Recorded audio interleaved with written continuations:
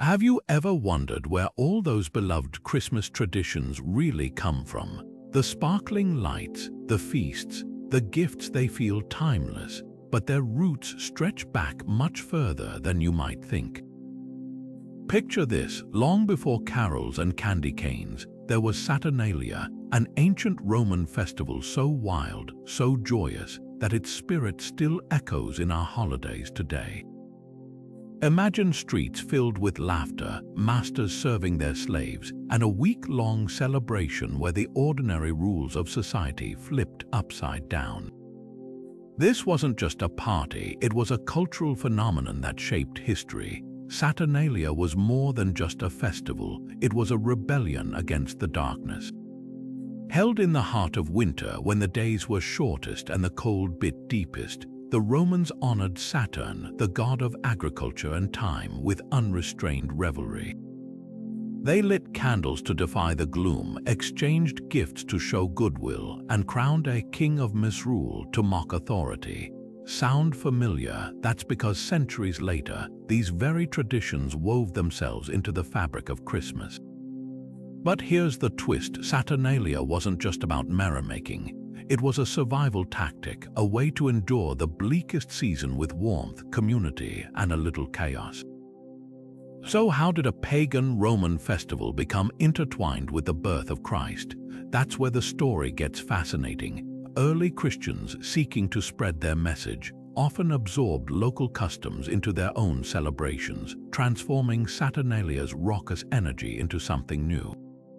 The result, a holiday that borrowed the best of both worlds, light in the darkness, generosity and joy. But to understand how deeply Saturnalia influenced Christmas, we have to step back into ancient Rome, where the streets buzzed with music, wine flowed freely, and for one glorious week everyone was equal. Ready to uncover the secrets of the original Christmas? Let's journey back 2,000 years and discover how Saturnalia's legacy still lives on in our homes today. The origins of Saturnalia take us back to the earliest days of Rome, when the city was little more than farmland clinging to the banks of the Tiber. Saturn, the god this festival honored, wasn't just some distant deity. He was the guardian of seeds and soil, the force behind bountiful harvest and the turning of seasons. To understand why Romans celebrated him with such fervor, think of how vital agriculture was to their survival. A bad harvest didn't just mean higher prices, it meant hunger, even famine. So when winter arrived and the earth lay barren, they turned to Saturn, pleading for his favor to return when spring came. At first, Saturnalia was a humble, one-day affair, December 17th, to be exact, marked by sacrifices at Saturn's temple in the Roman Forum. But as Rome grew from a small farming village into an empire, the festival exploded in scale. By the late Republic, it had stretched into a raucous, week-long spectacle. Why the change? Partly because Romans loved a good party, but also because Saturnalia became a pressure valve for society's tensions. Slaves, who usually lived under brutal conditions, were temporarily freed from their duties. Masters served meals to their servants, and everyone wore the soft, red felt cap normally reserved for freed slaves, a symbol of temporary equality. The timing was no accident either. Saturnalia fell near the winter solstice, the darkest time of year. Ancient peoples across Europe lit fires and feasted to ward off despair, and Rome was no different. They decked the streets with greenery, lit candles to push back the night, and shared gifts of wax figurines and silver gifts meant to evoke prosperity in the coming year. Even gambling, normally forbidden, was allowed in public. It was as if, for 1 week, the rigid order of Roman life dissolved into laughter and mischief. But beneath the revelry lay something deeper, a ritual of renewal. Saturn wasn't just the god of farming, he was also a symbol of a lost golden age, a time when humans lived in harmony with nature and each other. By temporarily upending social roles, Saturnalia wasn't just fun. It was a way to reconnect with that mythical past, to remind everyone that beneath their titles and stations, they were all human. And that's why, centuries later, when Christianity spread across Rome, many of these traditions didn't vanish. They simply found new meaning. The candles became Advent lights, the gifts shifted to honor the Nativity, but the heart of the celebration, the light in the darkness, the joy in community, remained the same. The festival of Saturnalia wasn't just randomly placed on the calendar. It was carefully timed to coincide with the darkest days of the year. Starting on December 17th and stretching through the 23rd, this week-long celebration unfolded as the winter solstice approached, when the sun seemed to stall in the sky, offering the shortest daylight hours and the longest nights.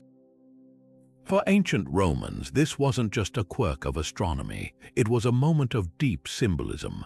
The sun's apparent weakness felt like a threat, a sign that life itself might not return unless they intervened with celebration, light, and noise to push back the gloom. But why these specific dates? December 17th was originally the single day dedicated to Saturn, tied to the anniversary of his temple's dedication in Rome. Over time, as the festival grew more popular, it expanded to fill an entire week, ending just before the solstice. This timing wasn't unique to Rome. Cultures across Europe and the Mediterranean marked the solstice with their own rituals, from the Norse Yule to Celtic midwinter fires. The Romans, ever practical, saw this as a way to harness communal energy when people needed it most. After the hard labor of harvest, winter was a time of scarcity, cold, and uncertainty. Saturnalia's revelry wasn't just fun. It was a psychological lifeline, a way to fight seasonal despair with feasting, laughter, and the defiant glow of candlelight. The solstice itself, usually around December 21st or 22nd, held cosmic significance. To the Romans, it marked the turning point, the moment the sun began its slow return, promising longer days ahead. Saturn, as a god of time and renewal, was the perfect figure to oversee this transition. By aligning his festival with the solstice, the celebration became a ritual of hope, a way to enact the return of light and fertility through human joy. Streets were draped in evergreen boughs, symbolizing life that endured even in winter's grip, while oil lamps and torches burned through the night, a tangible defiance against darkness. This connection between Saturnalia and the solstice didn't just shape Roman traditions, it quietly paved the way for Christmas. When early Christian leaders sought a date to celebrate the birth of Jesus, they chose December 25th, not because of biblical evidence, but because it aligned with existing solstice festivals. By placing Christmas near Saturnalia, they offered converts a familiar framework, transforming pagan light rituals into a celebration of Christ as the light of the world. The echoes are undeniable: the candles, the feasting, even the gift-giving, all trace back to those ancient December nights when Romans fought the darkness with revelry. So the next time you plug in holiday lights or exchange presents, remember, you're taking part in a tradition that's far older than Christmas itself. Saturnalia wasn't just a single, uniform celebration. It thrived in two distinct but intertwined worlds: the grand spectacle of public ritual and the cozy chaos of private homes. In the heart of Rome, the festival kicked off with a solemn yet vibrant ceremony at the Temple of Saturn, where the god's golden statue, normally bound with woolen straps, was symbolically loosened to signify liberation. Crowds gathered to watch priests conduct sacrifices, offering pigs and other animals to honor Saturn's role as a provider. The air filled with the scent of roasting meat and incense, while the temple steps became a stage for feasting and speeches. This wasn't just religious duty, it was a civic event, a reminder that even in winter's grip, the community stood together. But once the public rituals ended, Saturnalia truly came alive in Roman homes. Here, the festival took on a wildly personal tone. Families decked their doorways with wreaths of evergreen, lit oil lamps to banish shadows, and gathered around tables piled high with nuts, figs, and honeyed wine.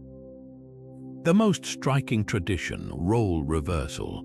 masters served meals to their enslaved household members, not as a hollow gesture, but as a temporary suspension of the social order.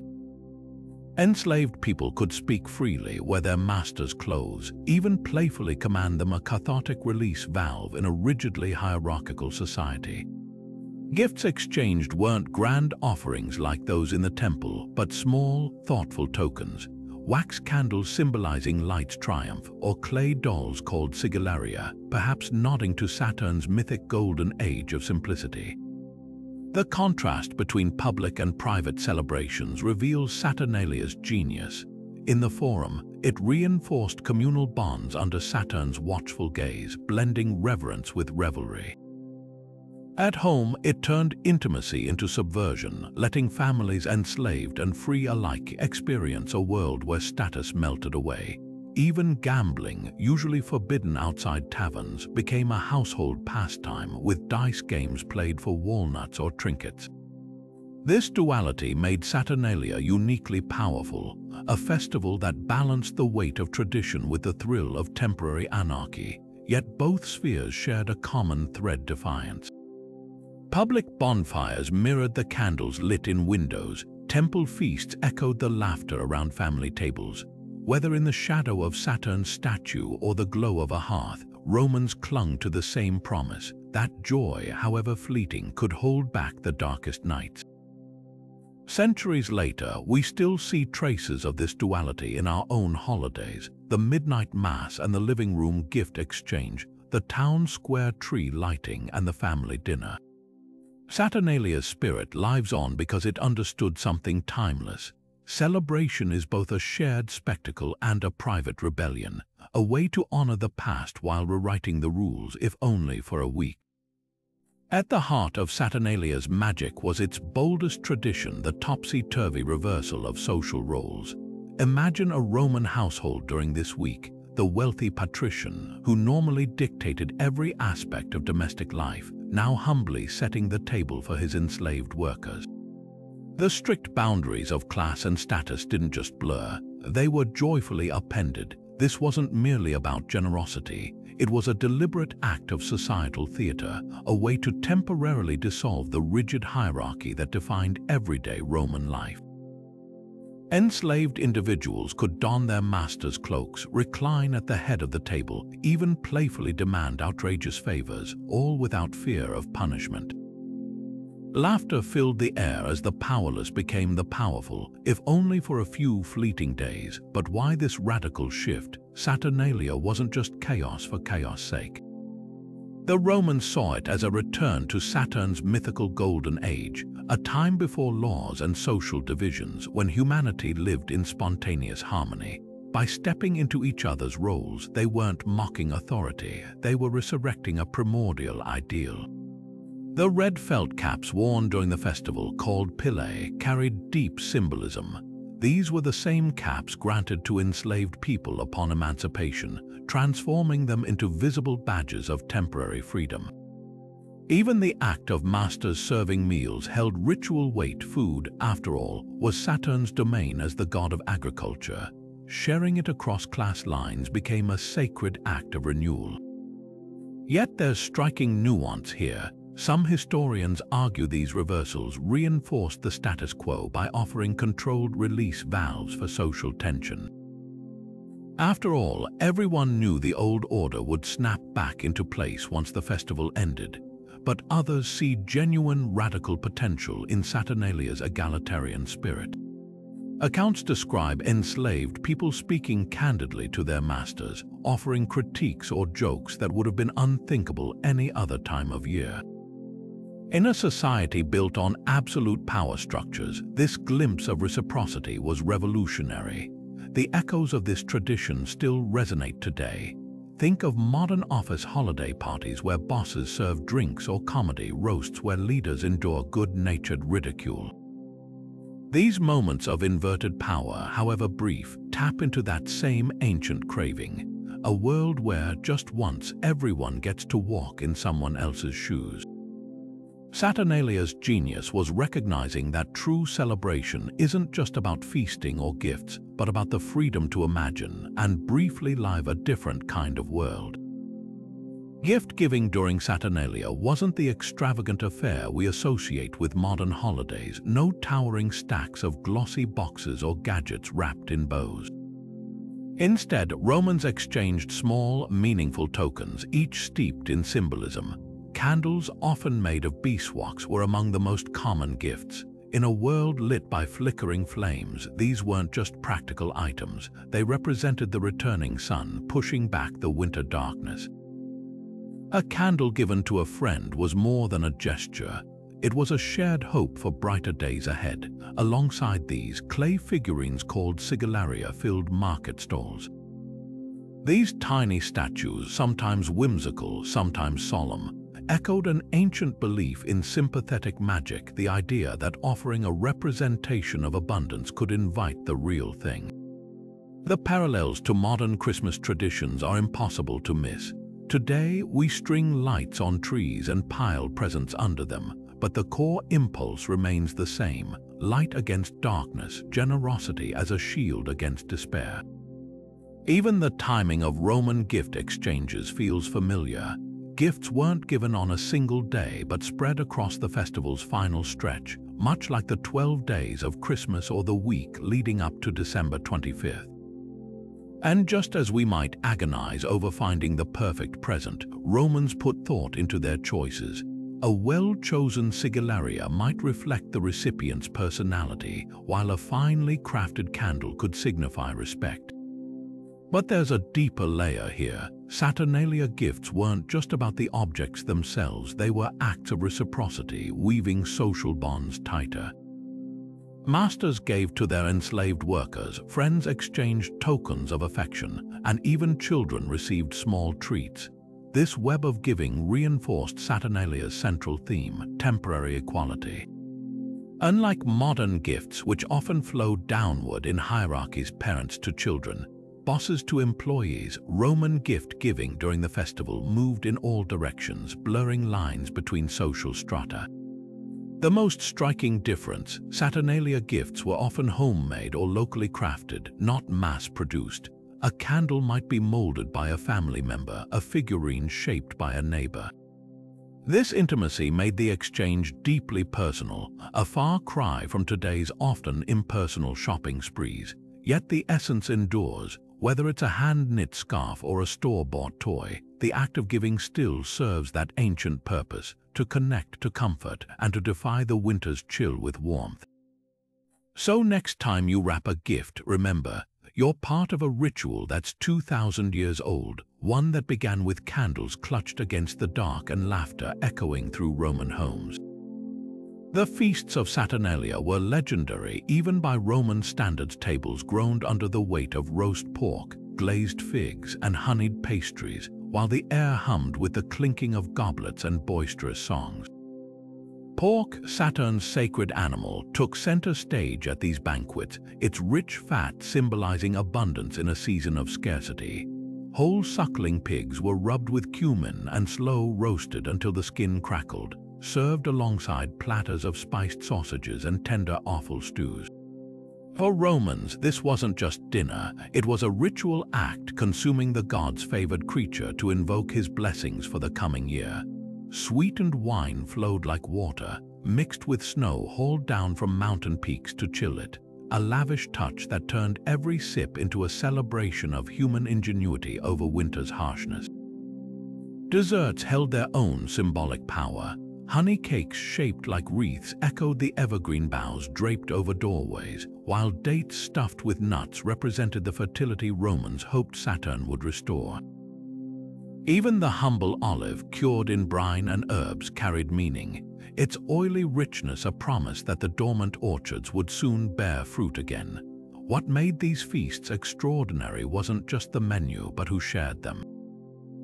Enslaved individuals, who typically subsisted on coarse bread and lentils, dined on the same delicacies as their masters.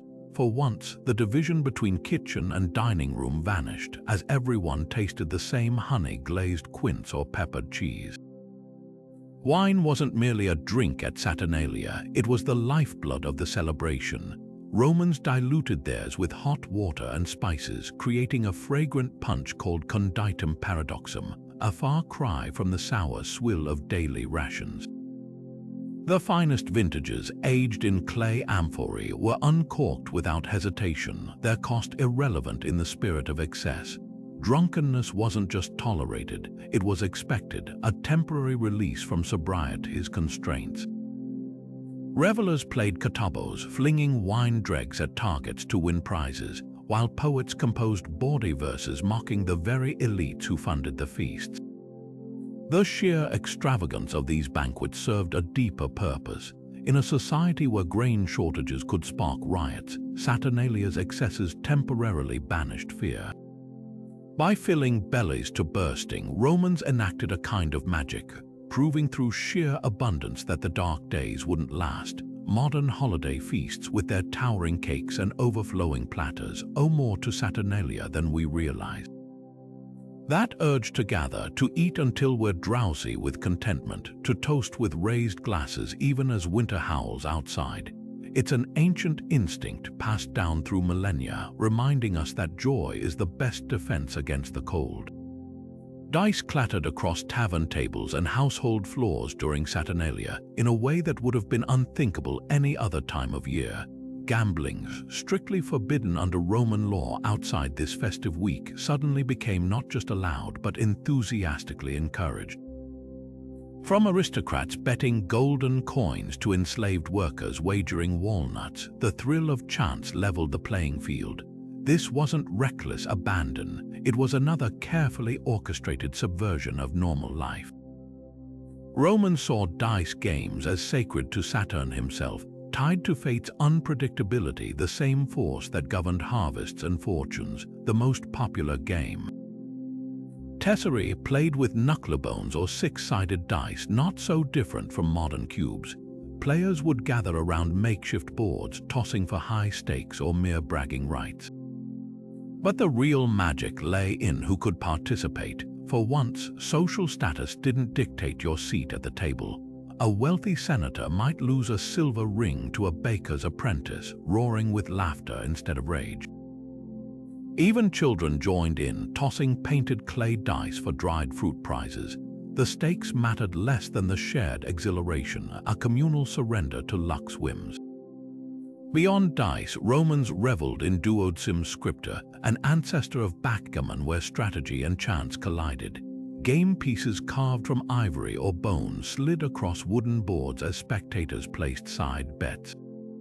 What made these games radical wasn't just the gambling. It was the temporary suspension of sumptuary laws that typically restricted certain materials to elite classes. During Saturnalia, a farmer could handle ivory pieces without repercussion, while a noble might play with humble wooden tokens. The permissiveness extended to playful pranks too. A tradition called Basilinda, literally king of the feast, involved drawing lots to crown a mock ruler for the night.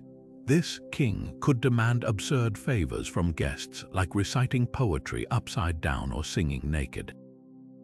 The laughter these antics sparked wasn't just entertainment, it mirrored the cosmic disorder Saturnalia celebrated. By embracing chaos in controlled bursts, through dice rolls or drunken dares, Romans reaffirmed their ability to restore order when the festival ended. Modern holiday traditions still echo this spirit. Think of office secret Santas where CEOs draw interns' names, or family game nights where trivial rivalries play out over Monopoly. Like Saturnalia's gamblers, we briefly indulge in harmless upheaval, knowing the normal rules will return. But the Romans understood something profound. Sometimes you need to shake the dice cup of life to remember why structure matters the rest of the year. The festival of Saturnalia began with a moment of profound solemnity, a ceremony that in many ways set the tone for the wild revelry to follow. At the Temple of Saturn in Rome's bustling forum, crowds gathered before dawn on December 17th, their breath visible in the cold winter air. The temple itself, one of the city's oldest and most revered, stood adorned with freshly cut evergreen boughs, their scent mingling with the smoke of nearby braziers. Inside, the golden statue of Saturn sat in unusual state, his feet bound with woolen strips, a symbol of the restraints placed upon time and winter's grip. The high priest, clad in traditional robes, approached the statue with a knife not to harm but to liberate. With a single careful cut, he severed the bonds, unleashing Saturn's full power for the festival's duration. This act, known as the Solutio Vincularum, wasn't just theater. It was a sacred unlocking, signifying the temporary return of Saturn's golden age when freedom and abundance ruled. As the woolen ties fell away, the crowd erupted in cheers, not the reverent hush of typical religious rites, but a roar of collective relief. The unchaining of Saturn's statue was more than ritual, it was permission. For the next 7 days, the rigid order of Roman life would dissolve, much like those severed bonds. Immediately after the ceremony, a public feast commenced right there in the forum, funded by the state and open to all. Tables groaned under the weight of sacrificial meat from pigs offered to Saturn, their roasted flesh distributed freely to citizens and enslaved alike. Unlike the exclusive banquets of elite priesthoods, this meal embodied Saturnalia's radical inclusivity, a divine mandate to share abundance without distinction. The religious observances didn't end there. Each morning of the festival, families performed small domestic rites, offering honey cakes and wine at household shrines before their own miniature Saturn statues. These private acts mirrored the grand public ceremony, reinforcing the bond between civic and personal devotion. Meanwhile, the temple remained a hub of activity, its steps transformed into a stage for poets declaiming bawdy verses and philosophers debating whether Saturn's golden age had ever truly existed, or if it was simply a metaphor for the festival's temporary utopia. Even the temple's strict rules relaxed. Normally, no one could enter with covered heads, but during Saturnalia, the freedman's cap, that symbol of temporary equality, was worn proudly within its sacred precincts. Perhaps most striking was the ritual's underlying duality.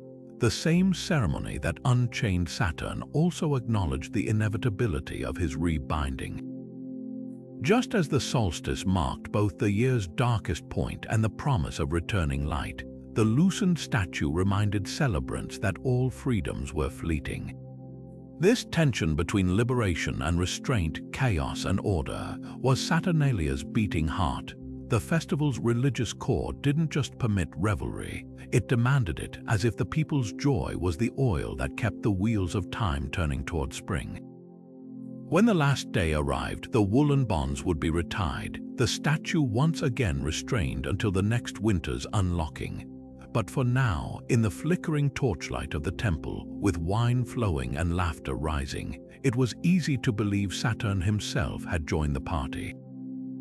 Amidst the wine-soaked laughter and candlelit chaos of Saturnalia, one figure stood above the rest: the Saturnalicious princeps, the mock king of mischief. This wasn't some honorary title given to a gracious host. It was a role thrust upon an unsuspecting reveler, often chosen by the luck of a dice roll or the draw of a bean from a cake. Once crowned sometimes with a wreath of ivy, other times with a ridiculous paper crown, this king gained temporary authority to issue outrageous commands. Imagine a slave ordering his master to dance naked, or a child demanding the family's patriarch recite embarrassing poetry. No request was too absurd, and refusal was out of the question. But this tradition was more than just drunken antics. The mock king embodied Saturnalia's deepest paradox, the power of powerlessness. In a society where emperors and senators held life and death authority, the Saturnalicious princeps became a living caricature of rulership. His decrees were deliberately absurd, mocking the pomp of real governance while revealing how arbitrary power could be. For Romans, it was cathartic, a way to laugh at the very structures that dictated their lives the other 358 days of the year. The roots of this ritual stretch back to Saturn's mythic reign, when the god supposedly ruled Earth during humanity's golden age, a time without kings or laws where abundance flowed freely. By playfully recreating a kingdom of chaos, celebrants tapped into that primal nostalgia. Some historians even suggest the mock king's fate carried darker echoes. Ancient accounts whisper that in earlier, more brutal times, the chosen ruler might face a symbolic execution at the festival's end, a grim reminder of mortality's inevitability. By the late Republic, this had softened into mere ritual, but the subtext lingered. All power is temporary, even Saturn's. The Saturnalia Princeps also served as a social equalizer. Whether the king was a wealthy patrician or an enslaved kitchen worker, their word became law for a few hours at least. This temporary inversion exposed the fragility of status, letting Romans experience a world where a dice roll could rewrite hierarchy. Modern echoes abound. Think of office holiday parties where interns roast CEOs, or boisterous family games where kids punish adults with silly forfeits. We've inherited Saturnalia's urge to upturn norms, if only in playful ways. Yet there's brilliance in how Rome contained this chaos. The mock king's reign had strict boundaries confined to the feast, limited by laughter. Unlike real tyrants, his power dissolved with the last sip of wine. In this way, Saturnalia didn't threaten the social order. It preserved it by offering a steam valve for rebellion. People returned to their roles afterward, refreshed by the fantasy of freedom. The genius of the Saturnalia Princeps wasn't just in the madness he unleashed, but in the clarity he left behind. That sometimes, to keep a society intact, you must first let it play at falling apart. During Saturnalia, the streets of Rome transformed into a sea of crimson and riotous color, not from decorations alone, but from the clothing of the revelers themselves. The most striking symbol was the pileus, a soft, conical felt cap usually reserved for formerly enslaved individuals upon their emancipation. But during the festival, everyone, senators, soldiers, even the emperor, donned this humble hat as a visible proclamation of temporary freedom. Slaves wore it proudly alongside their masters, while children playfully tugged at the caps of passing strangers. This wasn't just a costume, it was a radical statement. By wearing the pileus, Romans physically embodied Saturnalia's promise that for 7 days, every person, regardless of status, walked in the symbolic shoes of a freed person. Equally dramatic was the sudden explosion of color in everyday attire. Normally, Roman fashion followed strict sumptuary laws, plain white togas for citizens, drab tunics for laborers. But Saturnalia threw these rules to the wind. Revelers slipped into the synthesis, a vibrant, loosely draped garment typically worn only at dinner parties. These robes blazed with saffron yellows, Tyrian purples, and embroidered motifs of ivy and grapes, a deliberate rejection of winter's bleakness. Even the elite, who usually draped themselves in solemn white, now glittered in outfits that would have been considered indecently frivolous any other time of year. The effect was transformative. A street sweeper in azure blue might pass a magistrate in emerald green, their usual roles obscured by the festival's chromatic anarchy. The psychology behind this sartorial rebellion was profound. Clothing in ancient Rome wasn't just fabric, it was a walking resume, broadcasting one's place in the rigid hierarchy. The pileus and synthesis didn't just disguise status, they erased it, creating a world where identity became fluid. A slave wearing his master's indigo robe wasn't merely playing dress-up, he was experiencing, however briefly, the visceral sensation of moving through society unshackled. Meanwhile, the wealthy, forced into the scratchy wool of freedmen's caps, got a taste of anonymity's strange liberation. But the costumes had a deeper ritual purpose. The pileus echoed Saturn's own mythic reign, when humans supposedly lived without class distinctions. Its shape, round and undecorated, mirrored the cosmic wheel of time the god governed. Even the synthesis carried symbolism. Its looseness rejected the restrictive toga's formality, just as Saturnalia rejected societal constraints. Modern parallels abound. Think of Halloween costumes that let adults become superheroes, or carnival masks that dissolve identities. The Romans understood something timeless, that sometimes to truly celebrate, you must first slip into someone else's skin. What made these traditions extraordinary was their universality. Unlike other festivals where lavish attire showcased wealth, Saturnalia's dress code was deliberately egalitarian. A merchant's synthesis might be linen while a senator's was silk, but the shared palette of rebellion united them. This wasn't about finery, it was about participation. Even the poorest citizen could dye a tunic with beet juice or fashion a makeshift pileus from old cloth.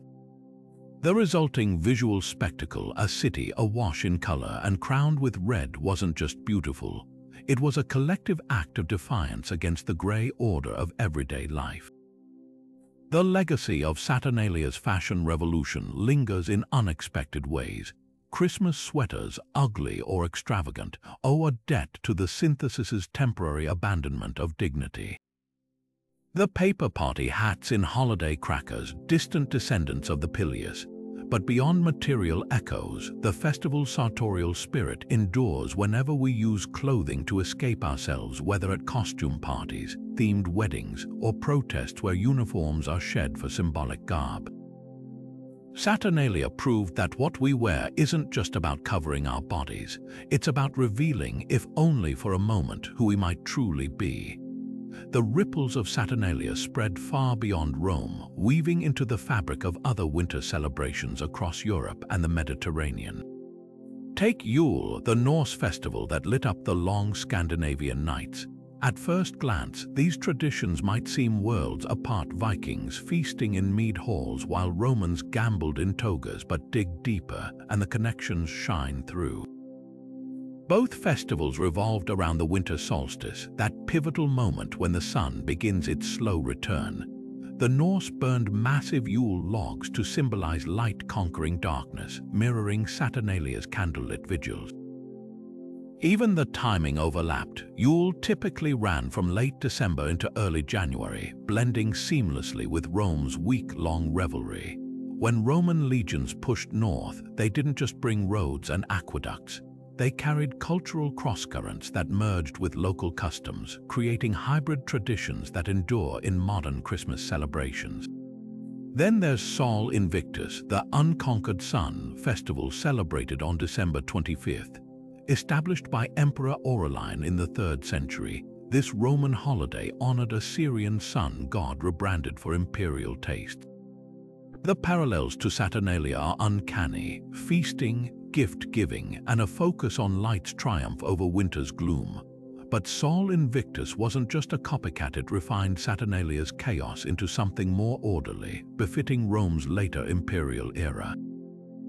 Where Saturnalia appended social roles, Sol Invictus reinforced imperial power through dazzling displays of solar symbolism. Yet both festivals shared a core purpose: to rally morale during the year's darkest days, using celebration as communal psychological armor. The blending didn't stop there. Celtic midwinter rites like the Gaelic festival of Alban Arthuan featured evergreens and bonfires, traditions that meshed effortlessly with Saturnalia's ivy wreaths and public torchlight. Even the Slavic festival of Kolyada, where villagers dressed as beasts and spirits, echoed Saturnalia's temporary inversion of norms. What's fascinating isn't just the similarity of customs, but how fluidly they crossed cultural borders. Roman soldiers stationed in Germania might have introduced the concept of December gift exchanges to Germanic tribes, who then wove it into their own Yule practices. Centuries later, these layered traditions would resurface in Victorian Christmas cards depicting holly-clad revelers, a visual echo of Saturnalian greenery. This cultural cross-pollination wasn't accidental. Ancient peoples facing the same existential winter struggles, cold, hunger, fear of the sun's disappearance, naturally arrived at similar solutions. Light rituals, communal feasts, and temporary social leveling weren't just fun. They were survival strategies disguised as celebration. When Christianity later absorbed these pagan festivals, it didn't erase their roots, it grafted new meaning onto ancient rhythms. The date of Christmas, the evergreen trees, even the habit of charitable giving all carry whispers of Saturnalia's influence, filtered through countless cultural lenses. The most enduring parallel, though, lies in the festival's shared emotional core. Whether Norse, Celtic, or Roman, these celebrations recognized winter as a time when human hearts needed fortification. The specific gods might change: Saturn, Odin, Sol Invictus, but the message remained. Joy is resistance, community is warmth, and light, however small, will always return. Today, when we string holiday lights or share a meal with those we seldom see, we're not just keeping Christmas, we're part of a chain that stretches back to those ancient fires burning against the longest nights. Poets like Catullus and Horace didn't just witness Saturnalia, they immortalized its chaos and charm in verses that crackle with life even now. Catullus, the bad boy of Roman poetry, called it the best of days, capturing the festival's unrestrained joy in lines that drip with wine and mischief. His poems paint scenes of dice games that stretch till dawn, of friends exchanging laughably bad gifts like cheap wooden figurines or second-hand scrolls, gifts so intentionally terrible they became tokens of affection. Through Catullus, we glimpse Saturnalia's heart, a celebration where thought mattered more than expense, where the absurdity of a gag gift could bind people closer than gold. Horace, ever the witty observer, took a more satirical tack. In one poem, he grumbles about being trapped in a country villa during Saturnalia, forced to endure his neighbors' off-key singing and drunken demands. It's a complaint every modern holiday host might recognize: the mix of affection and exasperation that comes with communal revelry. But beneath Horace's mock irritation lies something profound: Saturnalia's power to disrupt even a recluse's solitude, pulling everyone into its orbit of noise and nonsense. His writings reveal how the festival could feel both exhausting and essential, a societal obligation wrapped in laughter. These poets didn't just document customs, they exposed Saturnalia's contradictions. Martial's epigrams, for instance, skewer the festival's fleeting equality with biting precision. In one verse, a wealthy patron gifts his clients not with the usual fine silver, but with tokens so paltry they underscore the very hierarchies Saturnalia pretended to erase. The poem lands like a punchline, revealing how easily performative generosity could mask enduring inequality. Yet even Martial's cynicism can't dim the festival's magic. Another epigram describes a humble craftsman receiving his annual feast from a grateful patron, a moment where the ritual's idealism briefly shines true.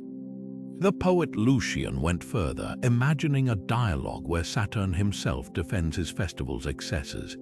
If you can't be foolish for a few days, the god chides, life becomes unbearable. This wasn't just ancient humor, it was philosophy in a party mask. Through these literary snapshots, we see how Romans wrestled with Saturnalia's dual nature.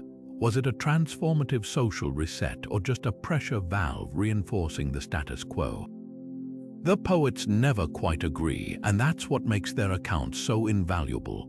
They capture the festival not as a monolithic tradition, but as a lived experience, messy, contradictory, and vibrantly human.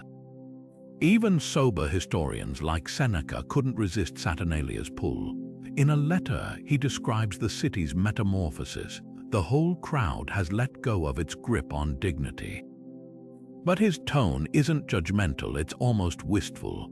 For a Stoic philosopher who prized self-control, there's surprising warmth in his account of streets filled with singing, of masters and slaves sharing a drunken embrace.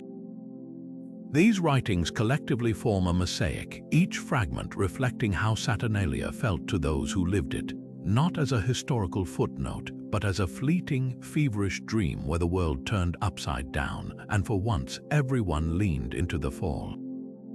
As Saturnalia traveled beyond Rome's 7 hills, it didn't just spread.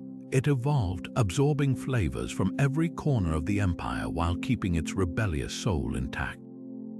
In bustling Alexandria, where Egyptian traditions ran deep, the festival merged with local rites honoring Osiris, god of the afterlife.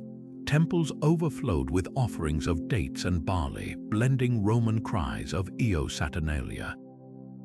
With chants to the resurrected Osiris, the gift-giving took on new symbolism here. Wax candles molded into scarab beetles represented rebirth, fusing Saturn's agricultural renewal with Egypt's cosmic cycles.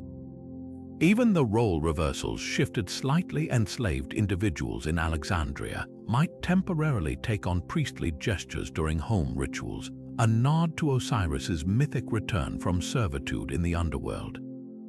Over in Roman Britain, where winter's grip was fiercer, Saturnalia collided with Celtic midwinter feasts. The Druidic reverence for evergreen plants intertwined seamlessly with Rome's ivy wreaths, creating thick garlands of holly and pine that adorned drafty stone villas. British Saturnalia gifts often included sprigs of mistletoe, sacred to local tribes, while the traditional Roman sigillaria dolls sometimes wore tiny woolen cloaks in Celtic patterns. The cold demanded adjustments too. Public feasts moved from open forums to heated bathhouses, where soldiers from Syria and Gaul shared spiced wine recipes from their homelands. The eastern provinces added their own luxuries. In Antioch, wealthy merchants hosted Saturnalia banquets on rooftop gardens, serving smoked fish from the Orontes River alongside Roman pork. Here, the mock king's antics took a theatrical turn, with revelers performing bawdy Greek satyr plays between courses. Even the pileus cap morphed. Some Syrian celebrants wore silk versions embroidered with zodiac signs, merging Roman liberation with astrological traditions. But perhaps the most striking adaptation occurred in frontier provinces like Dacia, where military garrisons used Saturnalia to ease tensions between legionaries and local populations.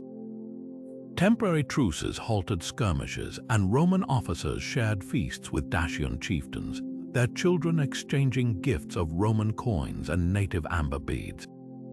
This wasn't just cultural exchange, it was political genius, using festival goodwill to strengthen imperial bonds. Through all these variations, Saturnalia's core held firm: light against darkness, freedom within limits, joy as an act of defiance.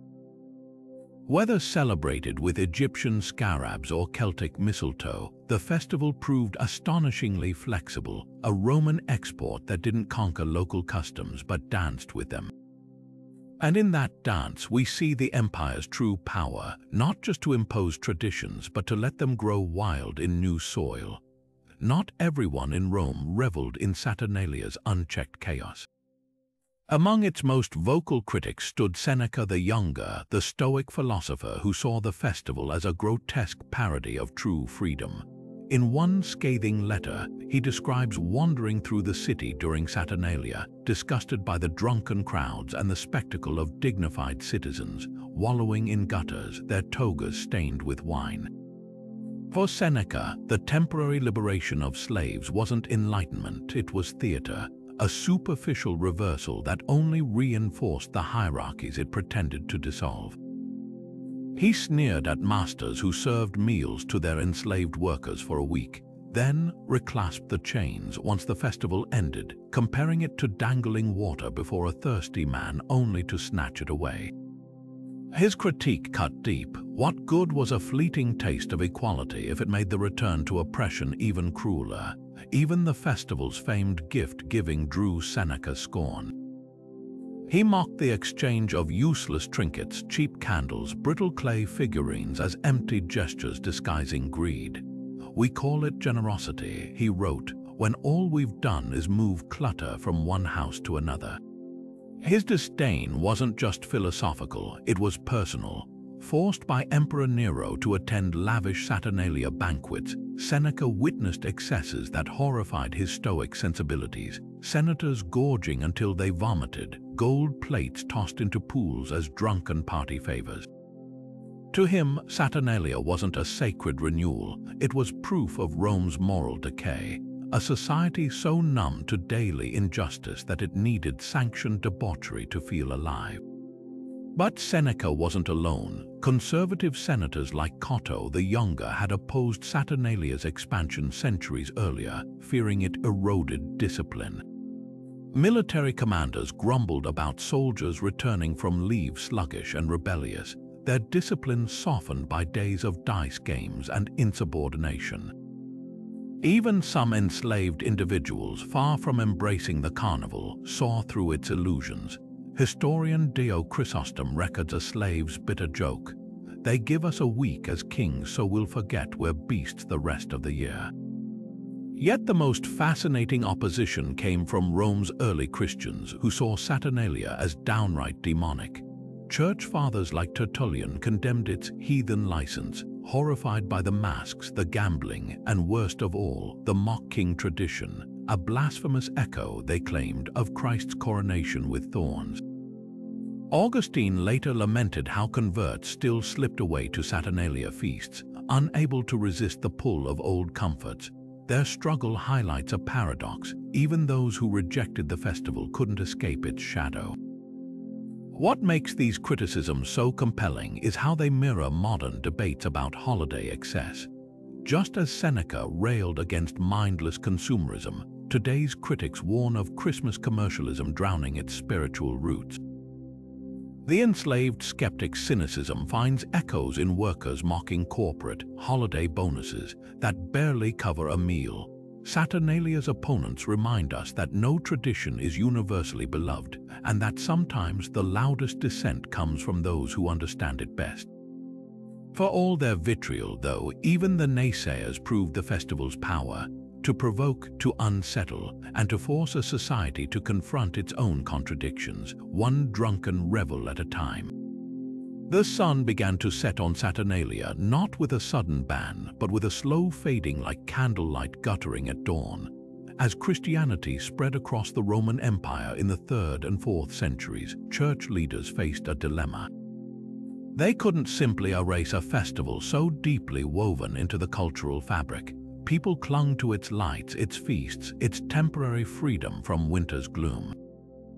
Instead, they pursued a brilliant strategy: absorption. By the year 336, Emperor Constantine had officially recognized December 25th as Christ's birth date, a date suspiciously close to both Saturnalia's finale and Sol Invictus's celebrations.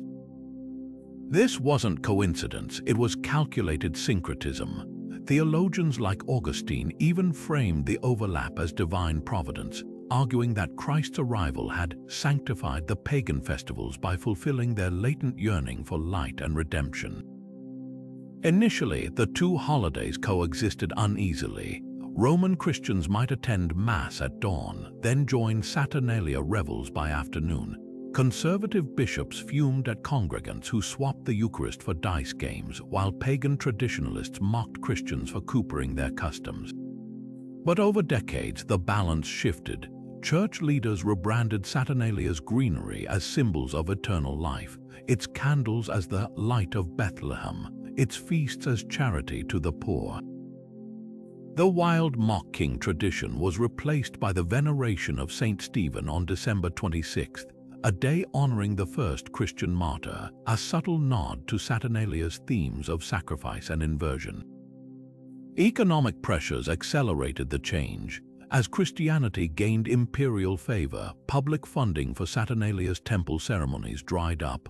The grand sacrifice at Saturn's shrine became a target for Christian vandals. By the 5th century, the festival's civic heart had crumbled. Yet Saturnalia's spirit proved stubborn. Rural communities, especially in Italy and North Africa, kept the old ways alive for generations, merging them with Christmas practices. A farmer might leave an extra portion of pork for his workers on December 25th, calling it a Christian kindness while winking at Saturn's legacy. The final blow came from theology itself, where Saturnalia celebrated temporal reversals, masters serving slaves, night masquerading as day. Christmas offered a permanent revolution, the idea that divinity had entered history as a powerless infant. Theologians like Leo the Great preached that Christ's birth made Saturn's golden age obsolete. True equality wasn't a yearly performance but an eternal promise. By the time Pope Gregory I dispatched missionaries to England in the 6th century, his famous advice, to repurpose pagan temples into churches and festivals into holy days, sealed Saturnalia's fate. The candles still burned, the gifts still exchanged hands, but the name and meaning had transformed.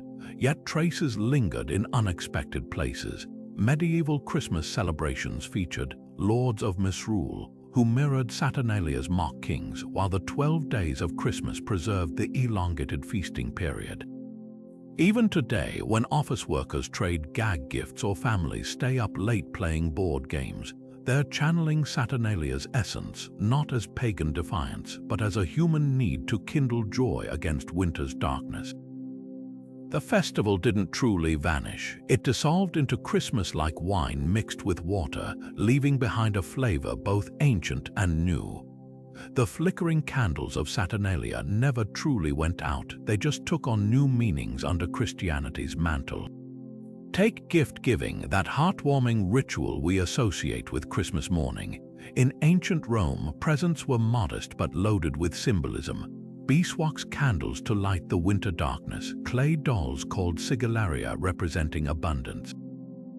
Fast forward to medieval Europe, and you'll find Christians exchanging these very same tokens, only now. The candles symbolized Christ as the light of the world, while the dolls morphed into nativity figurines. Even the timing stayed eerily similar. Romans gave gifts on December 19th and 23rd, days dedicated to Ops and Consus, gods of plenty. Christians simply shifted the focus to December 25th and the 6th of January, 12th night, creating a familiar rhythm of generosity stretching across the holiday season. Feasting followed the same seamless transition. Saturnalia's tables groaned with roast pork, honey cakes, and spiced wine, foods that reappeared centuries later on medieval Christmas platters. The Church shrewdly rebranded these indulgences as celebrations of Christ's birth rather than Saturn's golden age, but some customs were too deliciously pagan to fully sanitize.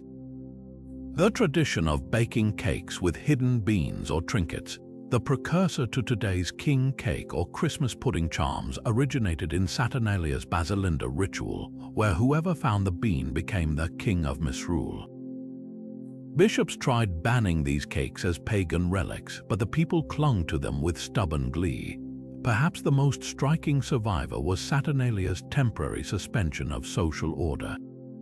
The early church transformed this into the tradition of Boxing Day on December 26th, when aristocrats distributed gifts to servants and the poor, a nod to the Roman practice of masters serving slaves.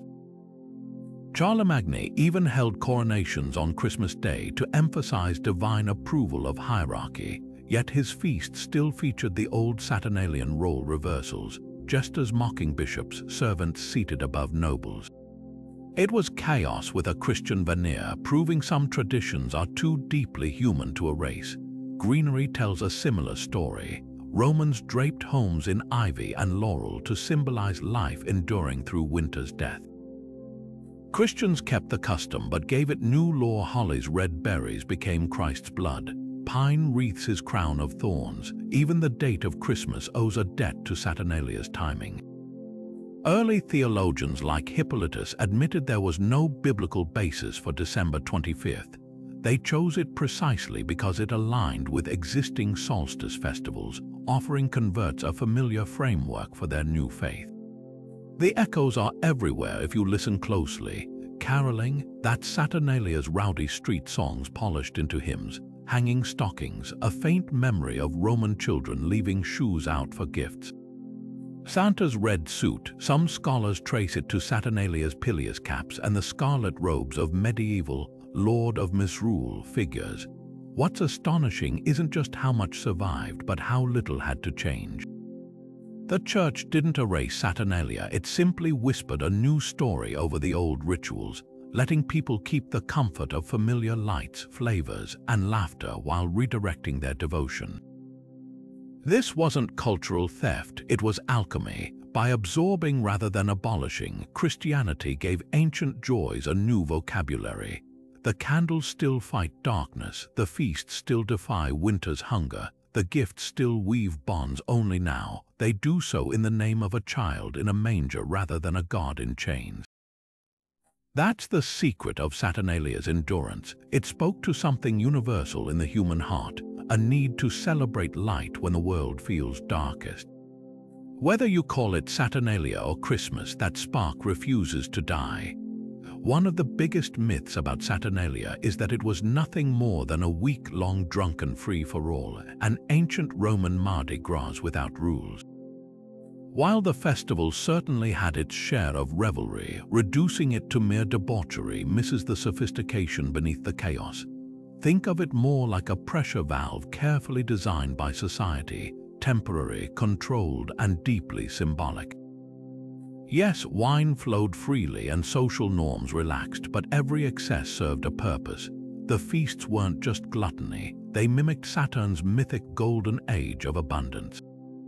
The gambling wasn't mindless, it was a sacred nod to chance and fate, presided over by the god of time himself. Even the raucous role reversals followed unspoken scripts, with enslaved individuals wielding authority in ways that ultimately reinforced the festival's boundaries. Another common misconception, that Saturnalia's gift-giving was purely frivolous. Modern portrayals often depict Romans exchanging gag gifts as if the entire tradition was one big joke. In reality, even the silliest presents carried layers of meaning. A cheap clay doll might poke fun at societal pretensions, but it also harked back to ancient agricultural votives. Wax candles, seemingly simple, symbolized the solstice's returning light. And while Martial's poetry mocks thoughtless gifts, archaeological finds reveal finely crafted sigillaria evidence that many took the exchange seriously. The humor wasn't empty mockery, it was a tongue-in-cheek commentary on materialism, a reminder that generosity mattered more than expense. Then there's the oversimplification of Saturnalia as a slave rebellion in festival clothing. The temporary freedom granted to enslaved individuals was revolutionary for its time, but it wasn't proto-abolitionism.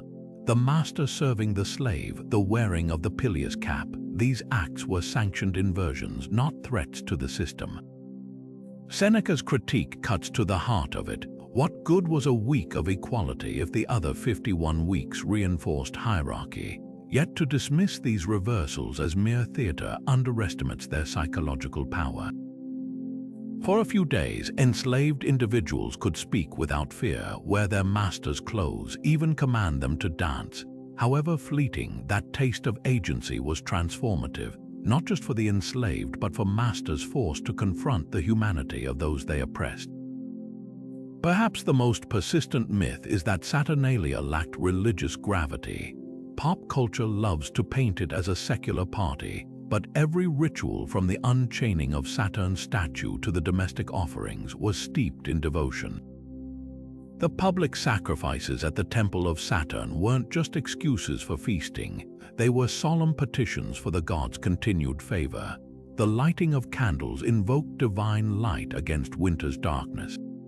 Even the mock king, for all his absurd decrees, may have originated as a symbolic stand-in for Saturn himself, his mock execution echoing ancient rites of regicide and renewal.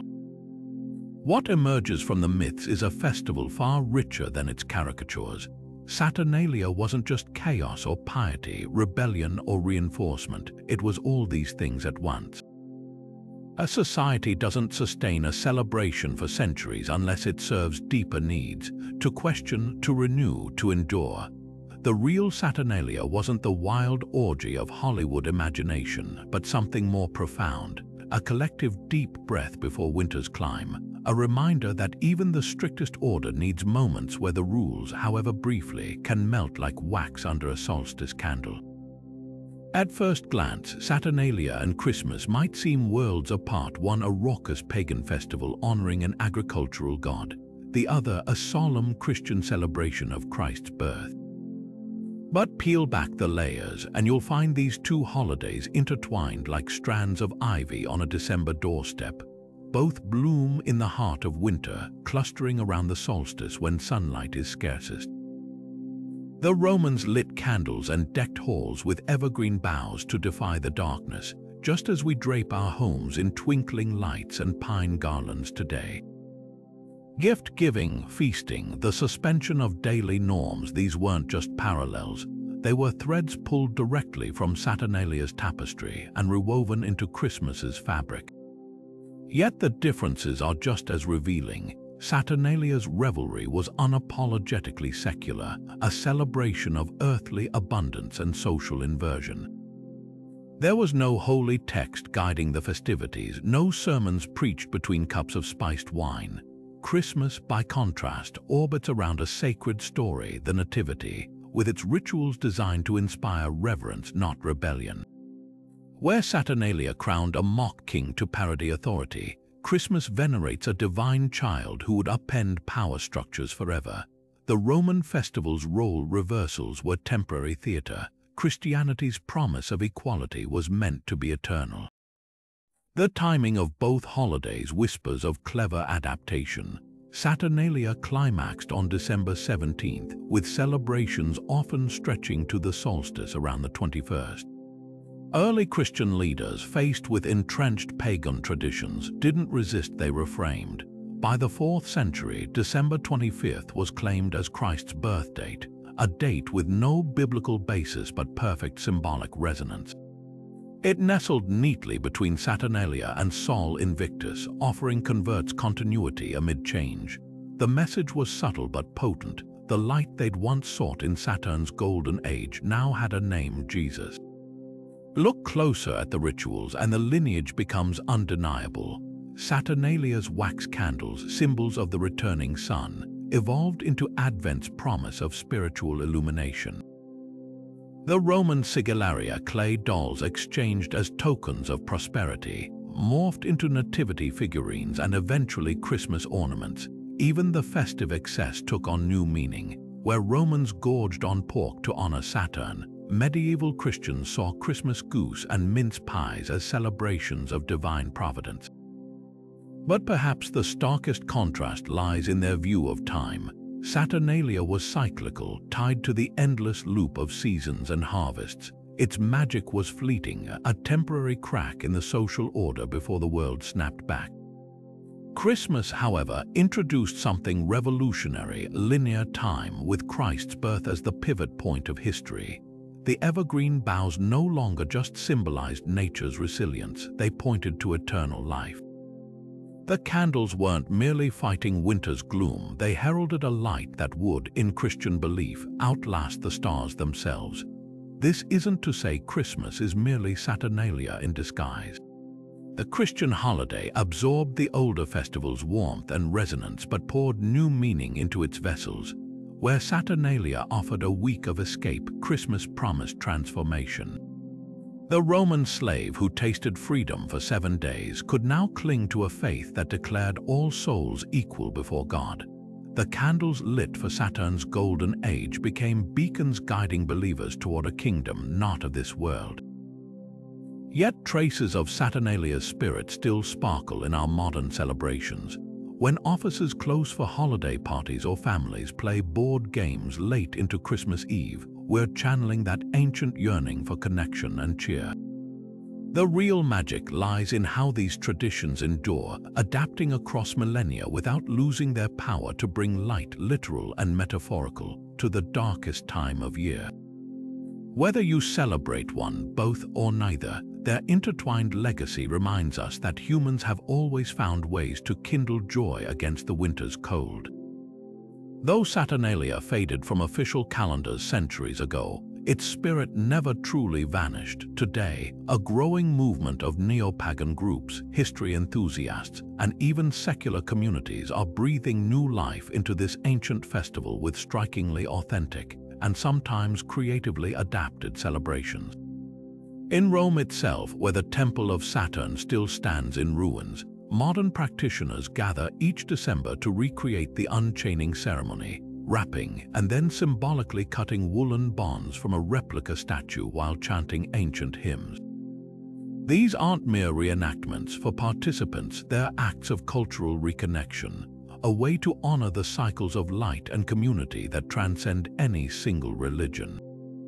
Beyond Italy, eclectic pagan circles have woven Saturnalia into their Yule celebrations, blending Roman traditions with Northern European customs. At a coven gathering in rural Vermont, you might find revelers wearing hand-sewn pileus caps while exchanging beeswax candles and clay ornaments, gifts modeled after archaeological finds from Pompeii.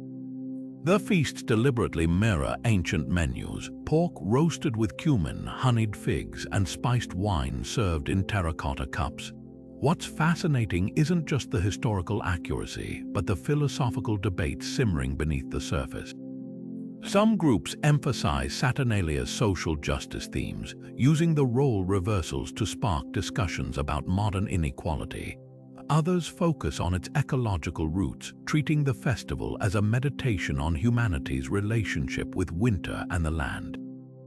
Academic communities have also embraced Saturnalia with a scholarly twist.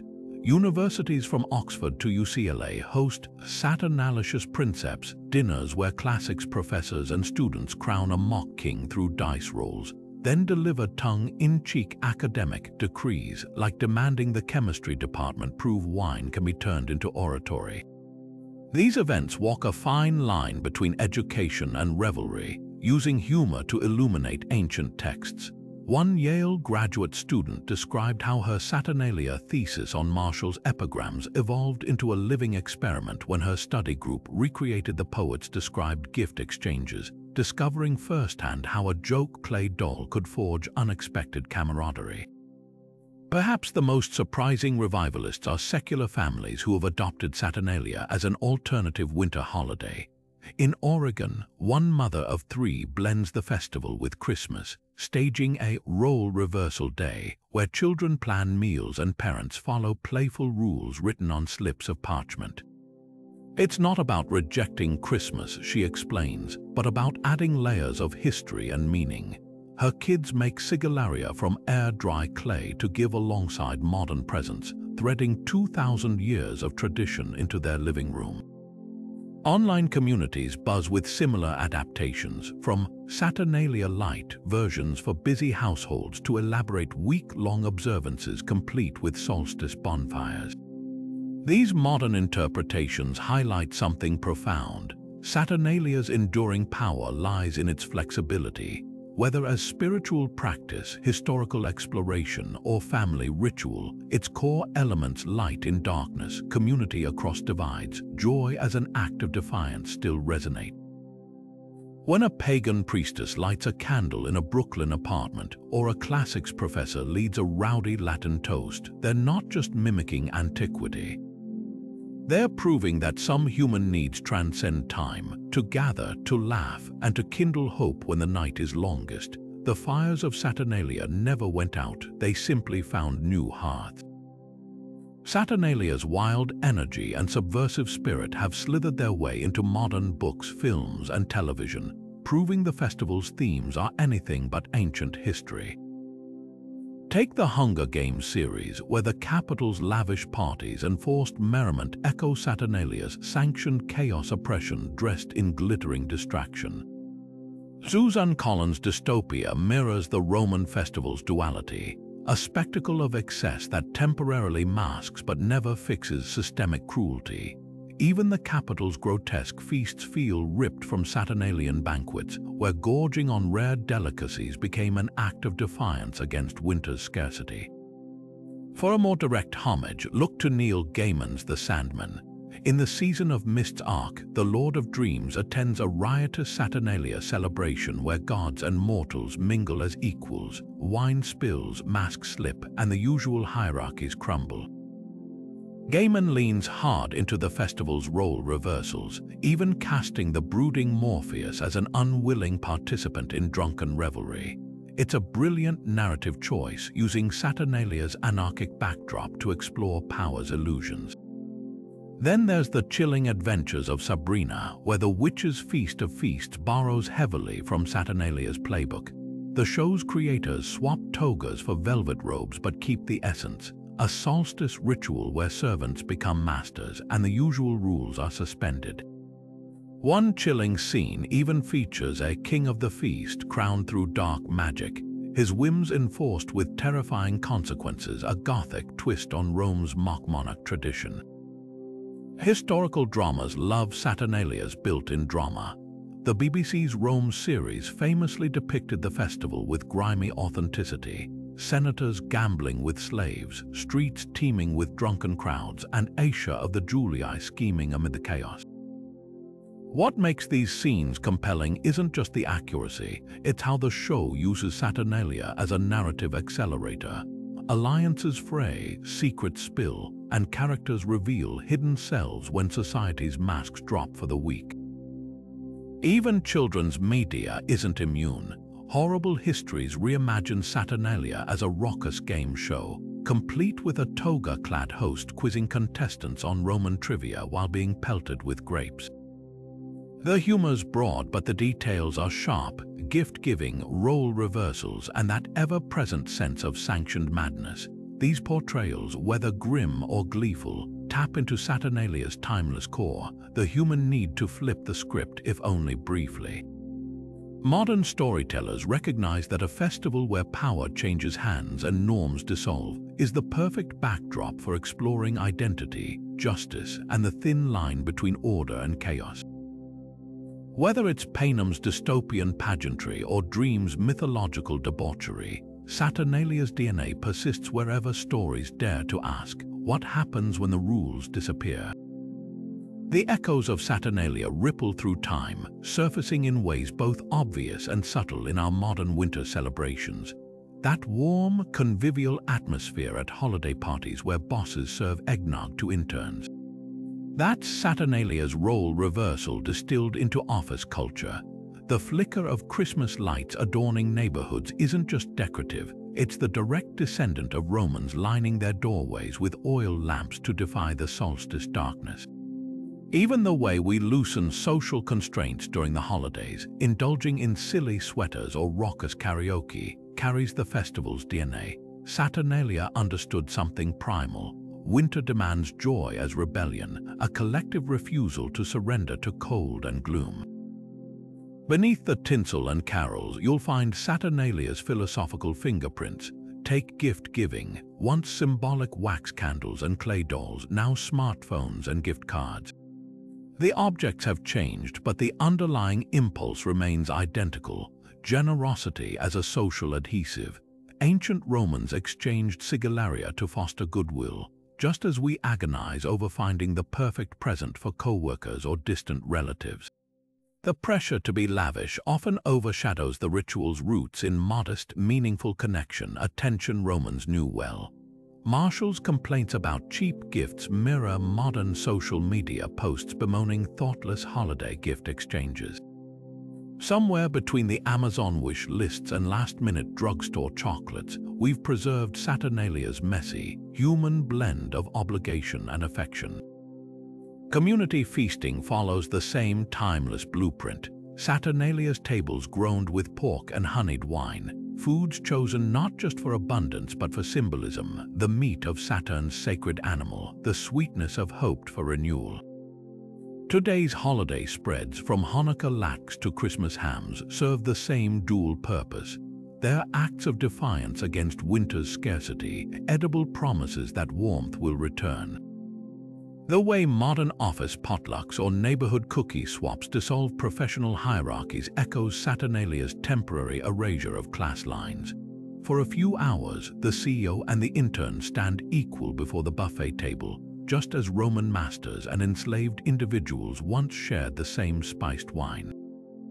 Perhaps most profoundly, Saturnalia's legacy survives in the very timing of our celebrations. Early Christians didn't randomly select December 25th. They anchored Christ's birth to existing solstice festivals, understanding that rituals of light and rebirth already resonated deeply. The Protestant Reformation tried to purge Christmas of its pagan elements, with Puritan leaders like Oliver Cromwell banning feasts and decorations. Yet people clung to the lights, the greenery, the communal joy. These weren't frivolous additions, they answered a human need as old as agriculture itself. When Victorians revived Christmas traditions in the 19th century, they unknowingly resurrected Saturnalia's spirit. Charles Dickens' A Christmas Carol, with its themes of charity and redemption, might as well feature a cameo by Saturn himself. The festival's rebellious heart still beats in unexpected corners. Secret Santa games where co-workers draw names for gift exchanges unconsciously mimic Saturnalia's randomization of generosity. Holiday bonuses and year-end tips carry whispers of ancient Rome's seasonal redistribution. Even the modern, ugly sweater tradition, where status symbols are replaced with intentionally ridiculous attire, mirrors the pileus caps and colorful synthesis robes that temporarily erased social markers. The deeper you look, the clearer it becomes. Winter celebrations across cultures share Saturnalia's foundational belief that joy must be fought for, that community is the antidote to darkness, and that sometimes the most radical act is to feast while the world outside lies fallow. Yet for all these continuities, something fundamental has shifted. Where Saturnalia's freedoms were fleeting, a week of chaos before the old order reasserted itself, modern holidays aspire toward lasting transformation. The soup kitchens serving Christmas meals, the toy drives for underserved children, the viral campaigns to pay off layaway accounts, these aren't temporary inversions but attempts to extend generosity beyond December. Saturnalia asked society to play at equality. Our celebrations challenge us to build it. The candles once lit for Saturn now illuminate food banks and shelters, proving that while traditions evolve, their brightest sparks never truly fade. So when you raise a glass this holiday season, look past the wrapping paper and wreaths to the deeper patterns. That warmth in your chest isn't just the eggnog, it's the ember of a 2,000-year-old fire, tended by countless generations who knew that winter's darkness is no match for human light. Saturnalia's greatest gift wasn't its week of madness, but its proof that even the coldest nights can be warmed by laughter, shared plates, and the unshakable belief that brighter days are coming. However you celebrate, you're part of that unbroken chain, an inheritor of Rome's most enduring revolution, one feast, one song, one spark of joy at a time. Imagine receiving a lump of coal for Christmas today. It's the ultimate dish, but in ancient Rome, it might have been part of the fun. Saturnalia's gift-giving had a mischievous streak, with revelers deliberately exchanging absurd or useless presents as inside jokes. Martial, the Roman poet, immortalized these gag gifts in his epigrams: a toothpick for a friend who had no teeth, a single shoe for a notorious tightwad, or a book of bad poetry labeled kindling.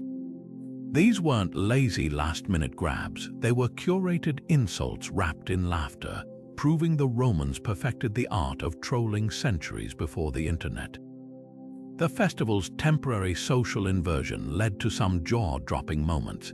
Enslaved individuals weren't just served meals by their masters, they could roast them with brutal honesty. Ancient texts describe slaves delivering shockingly candid critiques of their owners' flaws, from vanity to bad breath, all under the protective veil of Saturnalia's no consequences rule. One account tells of a slave mimicking his master's pompous walk so perfectly the entire household howled with laughter, an unthinkable act any other time of year. This wasn't just comic relief, it was a psychological pressure valve, letting resentment vent in controlled bursts. Some traditions bordered on surreal. Wealthy households sometimes staged a feast of the dead, setting places at the table for deceased ancestors and serving their favorite dishes. Others practiced a bizarre lottery called King for a Bean, where whoever found a hidden bean in their cake became the night's ruler, a precursor to today's king cake traditions. The chosen monarch could demand anything from a guest, from reciting poetry upside down to wearing a chicken mask during dinner. Even the gods got roped into the antics. Romans played dice games not just for fun, but as divination tools, believing Saturn himself influenced the roles. A lucky streak might mean the gods' favor for the coming year, while a losing hand, well, better blame the wine. Some households took it further, staging mock trials where furniture was prosecuted for crimes like pinching fingers or wobbling unevenly. The accused's stool or table would be defended by a drunken advocate before being sentenced to be burned, a ritual that conveniently provided firewood for the festivities. The festival's culinary quirks were equally wild. Banquets featured dishes like Trojan hog, a whole pig stuffed with live thrushes that would burst dramatically from the carcass when carved. Others served honeyed dormice, a rodent delicacy considered the ultimate party snack. And let's not forget the wine. Romans spiked theirs with fermented fish guts garum for umami richness, a flavor combo that might make even the boldest modern foodies pause. Perhaps the strangest tradition, the widespread belief that Saturnalia was the one time ghosts could mingle freely with the living. Families left doors unlocked and extra food on windowsills to welcome spectral visitors, blending celebration with ancestor veneration. This eerie twist reveals Saturnalia's deeper layers. It wasn't just about defying social norms, but temporal ones too. A momentary collapse of all boundaries between past and present, mortal and divine. These bizarre details aren't just historical curiosities. They're reminders of how the Romans wielded humor and ritual as tools for survival. In a world without antidepressants or winter vacations, Saturnalia's controlled madness, its insult comedy gifts, its drunken ghost invitations, its rodent hors d'oeuvres offered something priceless, permission to be gloriously, cathartically human in the face of darkness. And really, isn't that what the best holidays still do? What if you could pluck one tradition from Saturnalia and drop it straight into your modern holiday celebrations? Imagine the possibilities. Would you revive the wild role reversals, where bosses wait on their employees or kids get to make the house rules for a day? Picture the chaos and catharsis of a king of misrule crowned at your office party, handing out absurd decrees between sips of spiked cider. Or maybe you'd bring back the original gift-giving spirit, swapping overpriced gadgets for handmade tokens like beeswax candles or silly clay figurines, each one carrying layers of meaning instead of credit card debt. There's something tantalizing about Saturnalia's temporary anarchy. In a world where social media keeps us perpetually performative, the idea of a sanctioned week to drop facades is downright revolutionary. Imagine your family dinner with Saturnalian rules, grandparents roasting teenagers with playful teasing, siblings trading good-natured insults instead of stiff pleasantries, all under the banner of anything goes. Historians note that these reversals weren't just about fun. They acted as societal shock absorbers, letting steam vent before pressure built to dangerous levels. In an era of polarized politics and clenched jaw politeness, maybe we've never needed that pressure valve more. Then there's the festival's radical approach to time. Romans didn't just celebrate, they stopped. No courts in session, no wars fought, even enslaved laborers got rest. Compare that to our modern holidays, where Amazon trucks still rumble down streets and inboxes fill with urgent emails marked "Sent from my phone." Saturnalia demanded full surrender to joy, something our hustle culture struggles to comprehend. Would you dare to unplug completely for 7 days? No work, no productivity guilt, just feasts and board games and starlight. But here's the twist. Not all Saturnalia traditions were about rebellion. Take the humble Sigillaria dolls. These weren't just toys, they symbolized hopes for the new year, tiny ambassadors of abundance. In our age of mass-produced plastic, there's quiet magic in gifts crafted by hand, infused with intention. Or consider the public feasts where strangers broke bread together, funded by wealthy citizens as acts of civic pride. Imagine billionaire-funded block parties where no one checked W-2s at the door. So I'm throwing the question to you, which Saturnalia tradition would you resurrect? The uproarious role swaps, the handmade meaning packed gifts, the mandatory week of rest, or something wilder like gambling in the streets or writing brutally honest roast letters to your in-laws. Drop your picks in the comments. Bonus points if you've already tried sneaking a little Saturnalia into your holidays. Maybe you've staged a family slave for a day, gag, or traded joke gifts with co-workers. Share your stories, because history's greatest festival isn't just a relic, it's a playbook waiting for modern rebels to revive. Who knows, your idea might just spark someone else's new favorite tradition. After 2,000 years, Saturnalia's spirit still whispers to us. The rules were made to be bent, the dark was made to be lit, and joy, especially in winter, is a radical act worth fighting for. Saturnalia's legacy is woven into the very fabric of how we celebrate light, community, and renewal during the darkest days of the year. This ancient Roman festival didn't just fade into history, it transformed, its essence absorbed into Christmas, New Year's, and even modern secular traditions. Every time we string lights to push back the winter gloom, exchange gifts to show love, or gather around a feast table laughing with those we rarely see, we're echoing rituals that once honored a pagan god of time and harvest. The festival's genius lay in its duality. It was both a raucous rebellion against social norms and a profound act of collective hope, a way to defy the cold with warmth, the darkness with candles, and the rigid order of daily life with temporary, joyous chaos. What's astonishing isn't just how much survived, but how fluidly these traditions evolved. Saturnalia's candles became Advent wreaths, its Sigillaria dolls turned into Christmas ornaments, and its feasts of pork and honeyed wine morphed into today's holiday hams and gingerbread. Even the festival's radical egalitarianism left marks. Think of Boxing Day's charity or office parties where hierarchies briefly soften. Early Christians were savvy to repurpose rather than erase these customs. They understood that the human heart craves rituals to mark the turning of the year, to kindle light when the world feels frozen. In a way, Saturnalia's endurance is a testament to something universal, our need to find joy together, even especially when the nights are long and the days are cold. As we wrap up this journey through Rome's most subversive festival, remember that history isn't just about dates and artifacts, it's about the stories we still live out today.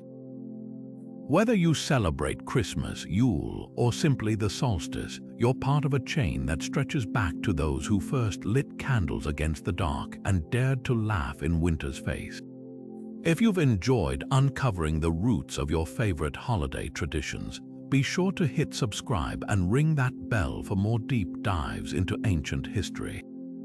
Who knows what fascinating connections we'll uncover next? From all of us here, may your season be bright, your feasts merry, and your celebrations filled with the same rebellious joy that once made Saturnalia the most thrilling week of the Roman year. Io Saturnalia and happy holidays.